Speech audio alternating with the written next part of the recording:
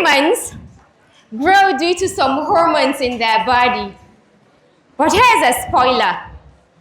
You never ever grow the way you want until you can speak eloquently. Now that's full growth. What's that one thing you like about yourself?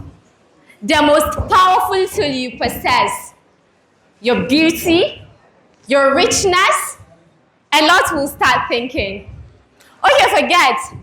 What's that one thing you like about other people? From me, is the power of voice. I have always admired people that speak eloquently. It makes me think that they have their life in order. And yes, they do. You see, there are skills that are important for this part of life, that part of life, and then there are skills that are important for all parts of life. Speaking skills. When I was younger, I used to be terrified of speaking. I still am. My mind will go blank, I'll stumble over my words. But as I grew older, I realized you just don't speak to convey information. The voice is a powerful tool that can convey confidence, but it can also convey fear and uncertainty. I was just a girl named Salma, and like most people in my community, I couldn't speak. Though for me, I refuse to see myself as or to accept that label. Not vocal, not eloquent. Because even as a young girl, I knew there is power in voice, the way you speak. Though I was still discovering myself, fast forward to 13, 14 years, I realized I have this voice. A powerful noise-making prowess. At some point in life, I was even called radio. But I can't speak. Though I do debates, but that was since when the topics were teachers are better than doctors, lawyers are better than teachers. Starting with lines like, how can a tree be a tree without leaves? How can an ocean be an ocean without water? So at that time, I was raising shoulders, believing I could speak, because that was standard for me. And my school was an Arabic school. We spoke English, but Arabic is the most common spoken language. And all through my primary and secondary years, we're in that environment. So imagine, how many people can I converse with? How many people will understand how I express myself? Now the phrase, when in Rome, dress like Romans, doesn't quite apply. When you're in Nigeria and they're dressing like an Arab, it doesn't add up. So I decided to break whatever shield that was trying to cover me, because no, I can't be a wallflower.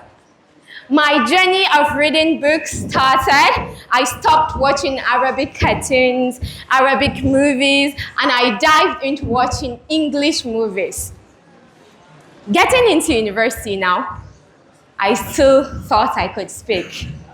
Then I met a roommate who was eloquent. I admire her speaking skills. So whenever I'm talking, and maybe I pronounce something wrongly, she'll call me out. She's this type of person that never let things pass. Ummusalma, it's this, not that. That is on days that she doesn't feel like making it a joke, which she always does.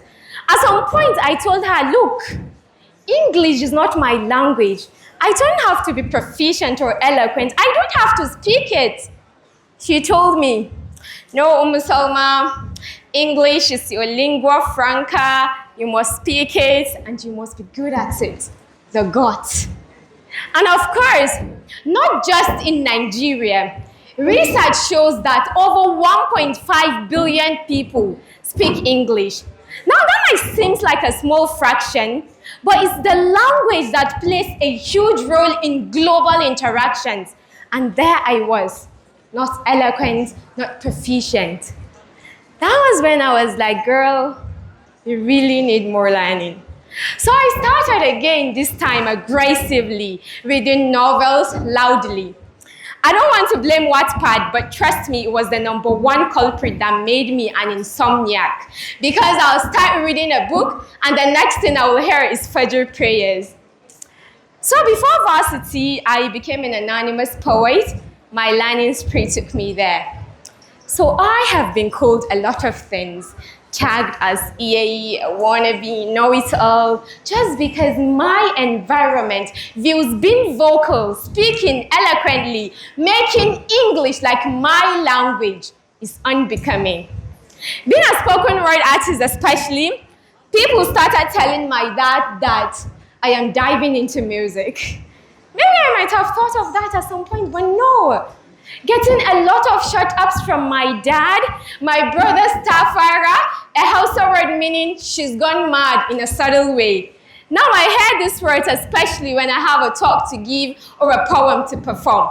Because trust me, I will rehearse till my words are brewed there in their brains. My mom's constant hayanyin kiyayewa, meaning you're too loud. There was a day I put earbud in her ears and I was like, Mama, I'm sorry, you've done the mistake giving birth to a speaker. So imagine getting all this from family, yet it didn't stop me. Now I have a sister that corrects my lines, a brother that corrects my pronunciations, and another that critiques the morality of my talk, even though he's always threatening to tell about what I said in some talk. What could be more beautiful than this? So I believe if speaking, if family didn't stop you, no force in the world can. After university, during my service years, I got appointed as the president for mass education and adult literacy. I told him, no, please, I can't. I don't have leadership skills. What he told me was, Salma, you can speak. I was caught off guard because what does speaking has to do with me being a president? But now I know. And I am telling you this to make you understand the power of speaking. What I've been through made me realize in this world, only 2 skills will save you. Speaking skills and others. Martin Luther King, who changed a whole history with the I Had a Dream speech, Malcolm X exceptional speaking skills, the amazing Bill Clinton, John F. Kennedy, Nelson Mandela, Oprah Winfrey, the outgoingness of Oprah Winfrey.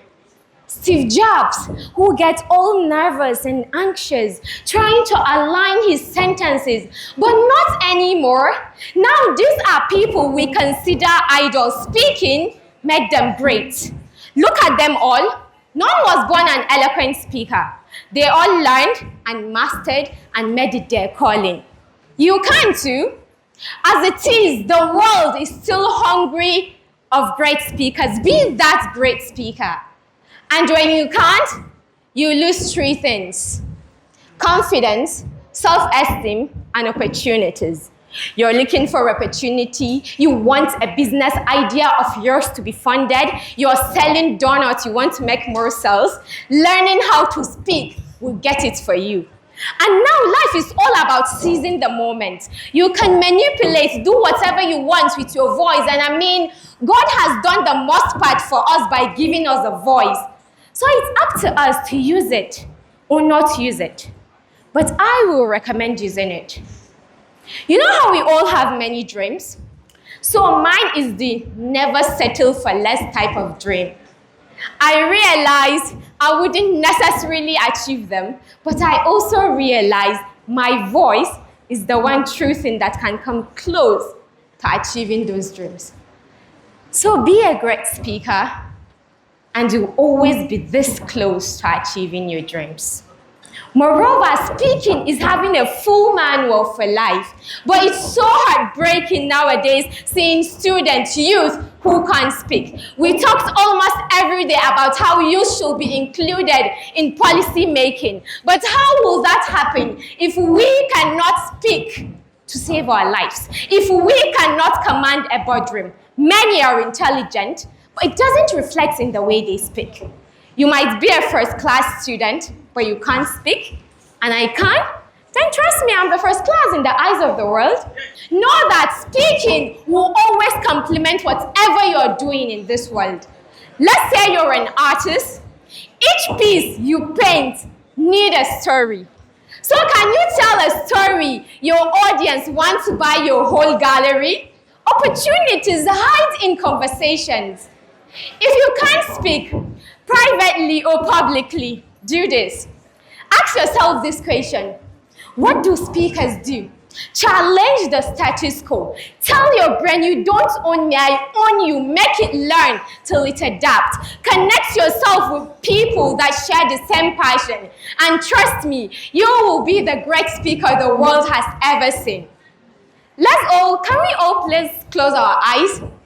Imagine yourself on one of the most biggest stages in the world, giving a talk amidst some of the most powerful figures, and they are agreeing, nodding, clapping, and even giving you a standing ovation. How will that feel? Great, yeah? So one thing with people is they'll always think you talk to impress. If anything, I talk to manipulate. Didn't I capture your heart? So it isn't just about speaking. You should speak captivatingly. Your voice should never be monotonous. Finally, I want to emphasize on the importance of perseverance and learning from failures. Know that you will do a lot of times, but you're going to fail. But persist. Do you have anyone in this hall that wants to be a great speaker history remembers? If yes, please raise your hands.